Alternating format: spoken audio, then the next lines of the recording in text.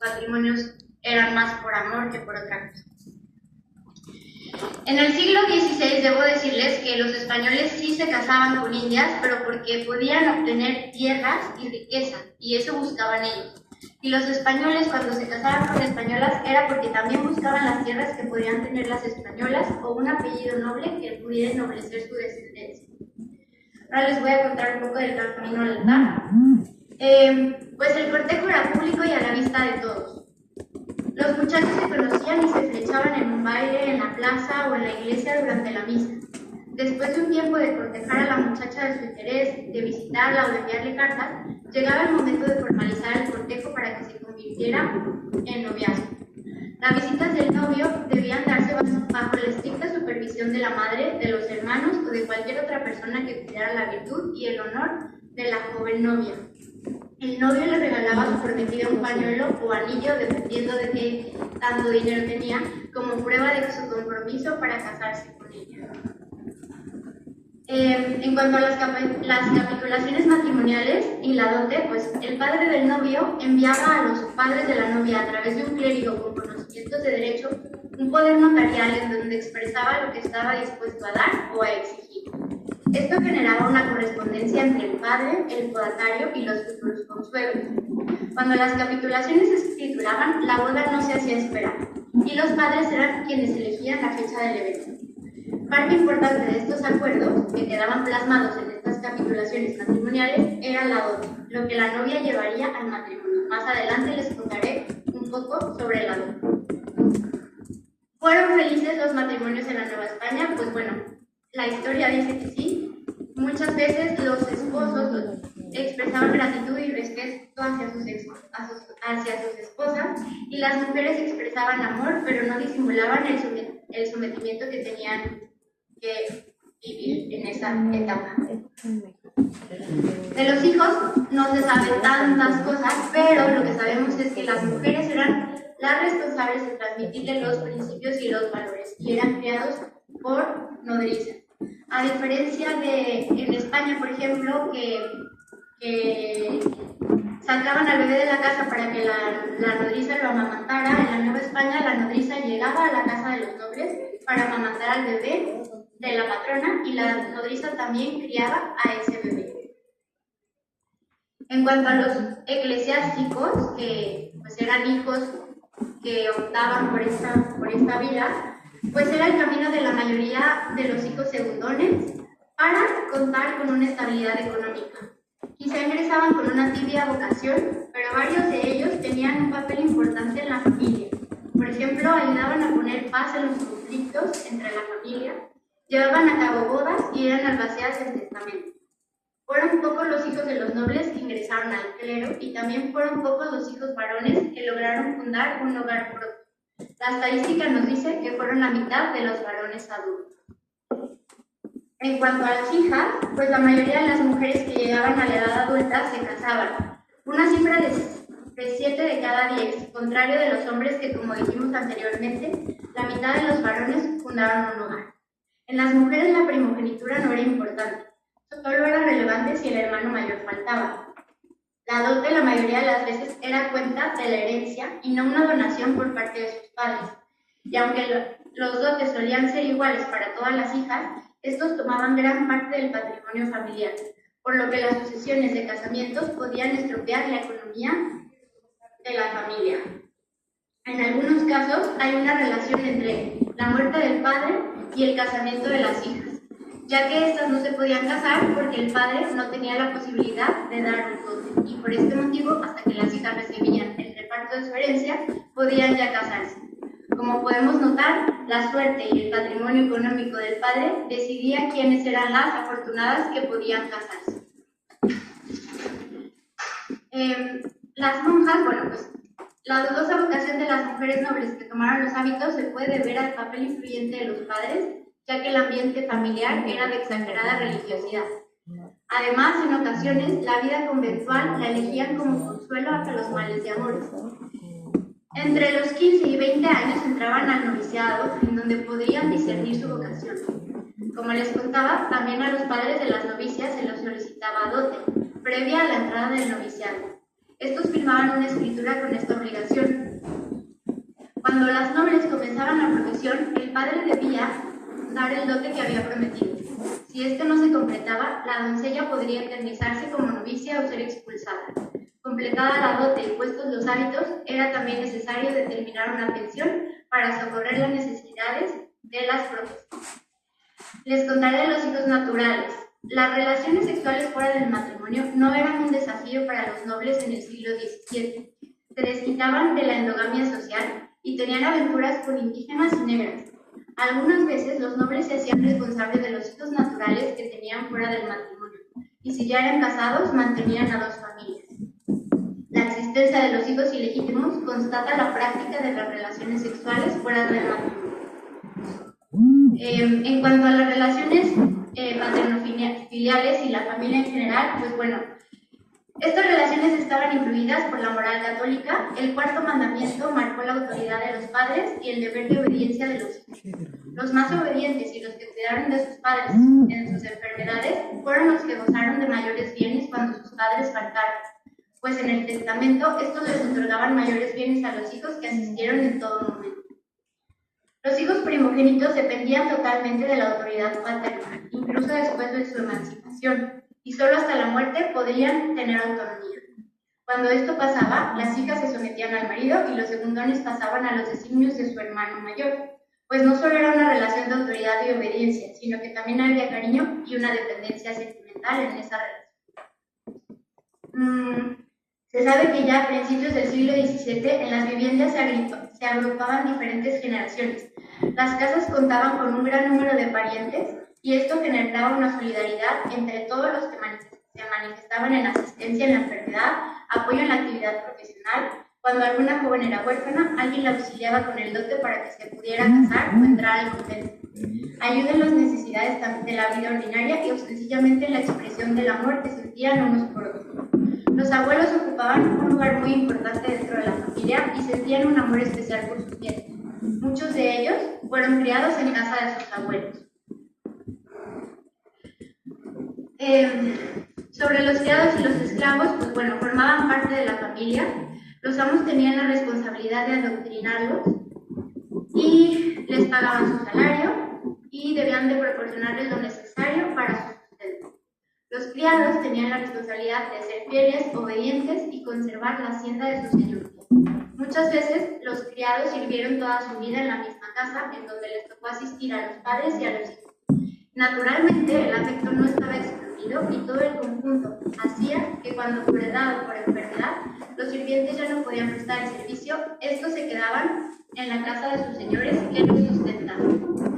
Y bueno, con esto ya termino. Muchas gracias por su atención. Muchas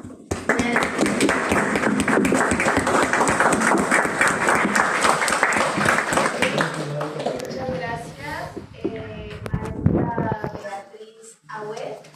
Y a continuación tenemos la participación de la doctora Laura Yadira Munguía, quien nos presentará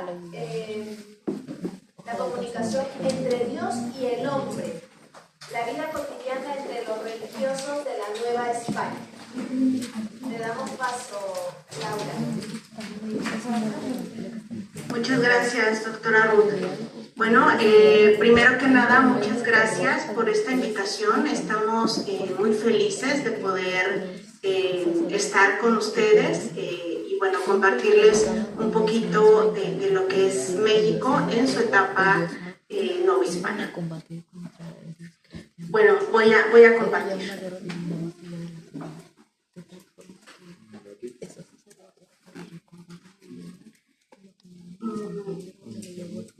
A ver, permítame un poquito.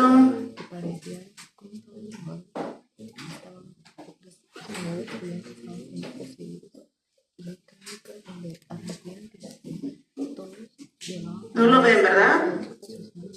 Sí, ya lo ven. Sí, ya se ve. ¿Ya lo ven? Sí, ya se ve. Ok. Listo, ya lo tienen en modo presentación. Muy bien. Ok, bueno, primero que nada les quiero platicar cómo era un poco la jerarquía eclesiástica durante el virreinato, que bueno, era bastante complicada la distribución de poderes. Primero que nada, tomar en cuenta que existía el patronato real. ¿Qué es este patronato real? Bueno, que el rey, la nobleza, van a decidir quiénes están en los puestos importantes dentro de la jerarquía eclesiástica en el Nuevo Mundo. Esto es importante de considerar porque no es una decisión dentro del mismo clero quiénes van a estar en estos puestos clave, sino es pues la corte quien decide qué personas están ahí. Y bueno, pues esto se va a prestar a cuestiones de amigos o favoritismos o cuestiones de este tipo. Bueno, la principal autoridad que había dentro del mundo secular, porque bueno, había dos partes. Una que era la secular, es decir, la que estaba en el siglo, y otra que era la regular, es decir, la que estaba bajo una regla eclesiástica, es decir, los que eran sacerdotes y los que eran monjes. Dentro de lo que era la jerarquía secular, la mayor autoridad era el arzobispo, que se encargaba del gobierno general eclesiástico e incluso civil en algunas ocasiones. ¿A qué me refiero con esto? Bueno, que hubo arzobispos que también fueron nombrados virreyes al mismo tiempo. Entonces, bueno, en estos casos tenían pues la autoridad general, tanto civil como religiosa en el virreinato. Después de los obispos siguen, de los arzobispos siguen los obispos.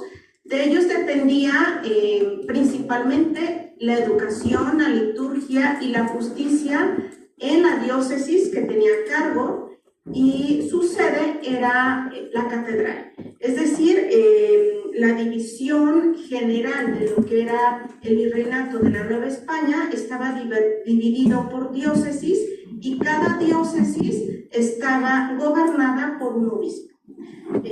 Cabe resaltar que eran diócesis enormes. El obispo tenía como un apoyo, como una ayuda, el cabildo eclesiástico, quienes administraban el obispado.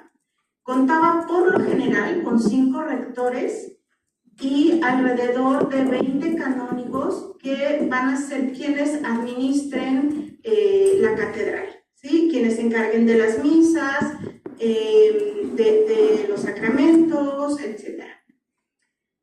Después del cabildo eclesiástico, más hacia abajo, tenemos las parroquias seculares. ¿Quiénes gobernaban estas parroquias seculares? Bueno, pues curas párrocos encargados de ese curato, que eran apoyados por vicarios. Era muy importante que estos vicarios supieran alguna lengua indígena para, bueno, facilitar la comunicación. Después tenemos otra categoría que van a ser los clérigos autónomos. Ellos se encargaban sobre todo de encabezar las cofradías o la educación en la universidad, o incluso como profesores particulares. La mayoría, bueno, tenía ciertos recursos, pero había algunos clérigos que no tenían ninguna forma de sustento y se mantenían principalmente de la cofradía en la que estaban. Esto de las cofradías eran como reuniones tanto económicas como religiosas en la que se daba un monto al pertenecer y que tenía pues un fin piadoso. Aparte de esto, tenemos a los clérigos de órdenes menores, es decir, aquellos que no habían terminado todavía su educación, su preparación como sacerdotes, y solamente tenían pues permitidas algunas cosas. no podían dar misa, no podían administrar sacramentos, pero sí tenían ciertos beneficios y ya eran considerados dentro de la jerarquía eclesiástica. Después tenemos la otra ala de lo que es el clero, que era el regular, es decir, los que estaban dentro de una regla.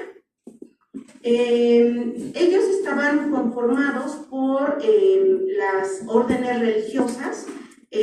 Los primeros en llegar a la Nueva España van a ser los franciscanos y después los dominicos. Estas reglas, estas órdenes tenían provincias, que es algo parecido a esta separación que les decía hace rato, pero en este caso son demarcaciones. Es decir, una demarcación gobernaba todos los conventos de esa regla que estaban en esa zona. Además tenían un general de la orden que era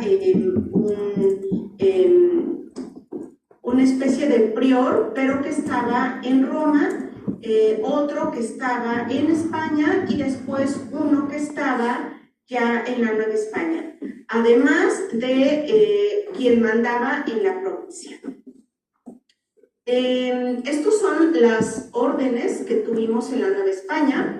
Los franciscanos, que estaban dedicados a la administración, a la evangelización, y administraban sacramentos a la población indígena, blanca y mestiza, y estaban al frente de parroquias.